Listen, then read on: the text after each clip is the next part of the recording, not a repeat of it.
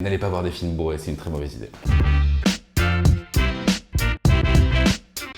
Eh ben, je suis Alt236, je m'occupe de la chaîne YouTube du même nom, et le principe de mes vidéos, c'est d'essayer d'explorer l'imaginaire, et j'essaie de trouver en fait des liens, des symboliques dans les œuvres fantastiques principalement, et essayer de voir comment est-ce qu'elles enrichissent, elles questionnent notre imaginaire, etc.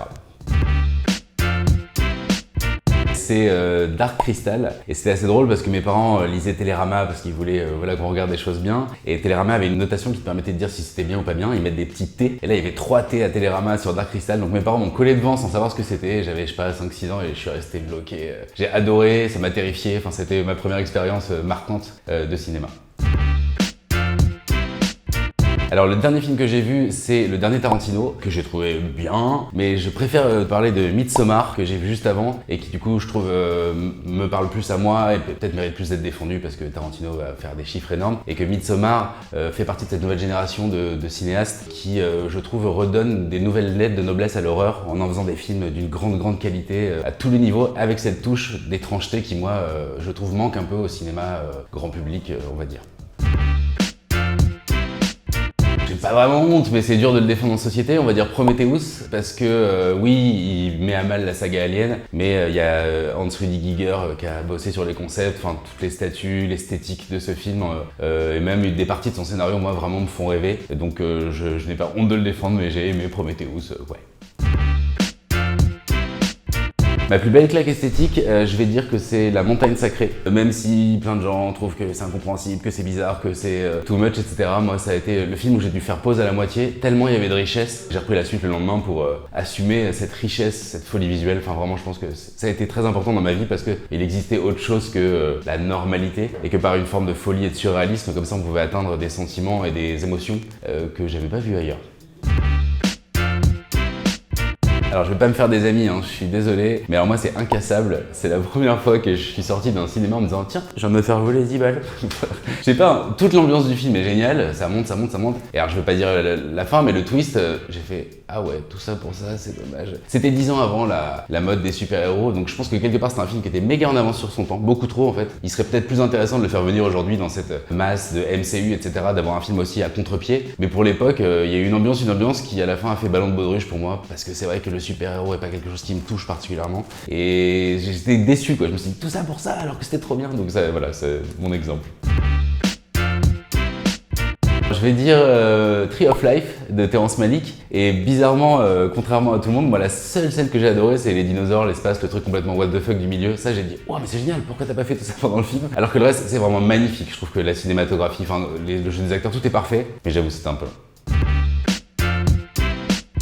Un film qui m'a obsédé, je dirais que ce serait Donnie Darko, que j'ai absolument adoré, et en fait après l'avoir vu il y a plein de choses que j'avais pas comprises mais qui m'ont donné envie d'y revenir. Et puis il y a des choses, le lapin Frank, la théorie du voyage dans le temps, il y a des éléments dedans incroyables, et je trouve que ça réussissait à mélanger à la fois une sorte de drame avec un petit peu de fantastique, un petit peu d'horreur, un peu d'humour. Enfin c'est quelque chose de, c'est un tour de force, et je crois que c'est son premier film, et faire ça pour un premier film, j'en reviens toujours pas aujourd'hui. Donnie Darko c'est vraiment un chef-d'œuvre. Alien Covenant, du coup, puisque j'avais bien aimé Prometheus. À la fin de Prometheus, je me suis dit, waouh, je veux voir le 2 s'il va aller sur la planète des ingénieurs et tout. Et c'était une déception assez forte, quoi. Je pense que ça va être des films que j'ai vus pendant l'enfance, un peu adolescence. Je veux dire les Goonies par exemple, tout ce qui est un peu Amblin Entertainment, toute cette voilà, c'est ce genre de film. Mais les Goonies, ouais, c'est vraiment quelque chose qui m'a... C'est le premier film où j'ai vu un monstre, donc Sinoc, qui est effrayant physiquement et qui en même temps est le meilleur personnage du film, enfin celui qui a les plus belles valeurs. Et ça a été aussi un peu mon début de l'amour pour les monstres, ce côté je veux que ce soit mon ami, celui dont j'aurais eu peur au début. Et ça, je trouve que c'est très fort de réussir à faire ça dans un film. C'est encore Shyamalan, le pauvre, j'ai rien contre lui en plus. J'avais, je sais pas, 16-17 ans, je sais pas quand est sorti Sixième Sens, mais je devais y aller avec des potes, on a été boire un verre avant, j'ai bu une pinte alors que je bois jamais, j'étais à jeun. J'avais ma place, pas eux, c'était plein donc ils ont pas eu leur place, et je me suis retrouvé tout seul dans un ciné bourré, avec envie d'aller faire pipi toutes les 2 minutes, et j'ai grillé le twist. Dès les 10 premières minutes de film, dans mon alcoolisation, étrangement j'ai capté, et du coup ça a été la pire séance de toute ma vie, mais c'est un peu ma faute plus à cause du film, mais voilà, j'étais tellement pas bien, et n'allez pas voir des films bourrés, c'est une très mauvaise idée. Alors oui, il y a une franchise que j'aime plus que tout qui est celle des films Hellraiser, et du coup il y a eu 11 films, les 2 premiers sont géniaux, le reste c'est un petit peu peu de la merde. Et du coup, si on me donnait les clés de ce truc-là, je le ferais et je ferais l'épisode mythologique, c'est-à-dire l'épisode où on irait dans le monde des Cénobites, qui sont les monstres absolument fascinants et terrifiants de cette saga. Plutôt que de s'intéresser à des petites histoires où ils arrivent 2 minutes dans le film, j'irais dans leur monde et on irait voir les intrigues politiques, le fonctionnement de l'enfer imaginé par Clive Barker, etc. Ce serait un film incroyable et ce serait immontrable et ce serait trop cool.